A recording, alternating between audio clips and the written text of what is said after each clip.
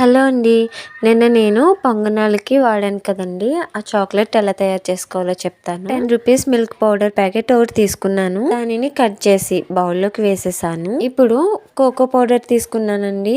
ఈ cocoa powder ఒక spoon తీసుకున్నాను. దీనిలోకి పంచదారని గాని, బెల్లాన్ని గాని యాడ్ చేయాలి. నేనైతే బెల్లాన్ని ఇలా తురిమి తీసుకున్నాను. బెల్లం అనేది తీయదనాన్ని బట్టి తీసుకోవచ్చండి. ఇలా బెల్లం తురిమి తీసుకున్న తర్వాత బాగా మరిగిన పాలు తీసుకోవాలండి. ఒక చిన్న గ్లాసు టీ గ్లాసుడు అనమాట మరిగిన పాలు తీసుకున్నాను.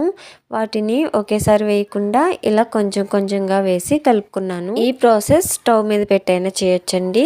కాకపోతే నేను కొంచెం పలుచగానే చేశాను. దీనిని చాక్లెట్ సిరప్ గా కూడా యూస్ చేసుకోవచ్చు. ఇప్పుడు ఇది కొంచెం గట్టిపడటానికి ఫ్రిడ్జ్ లో ఐస్ క్యూబ్స్ మౌల్స్ ఉంటాయి కదండి, వాటిలో వేసి ఫ్రిడ్జ్ లో పెట్టుకుంటే కొంచెం బిగుస్తుంది అనమాట. అంతేనండి, చాలా ఈజీ. ఏ స్వీట్ రెసిపీకైనా వాడుకోవచ్చు. Thanks for watching.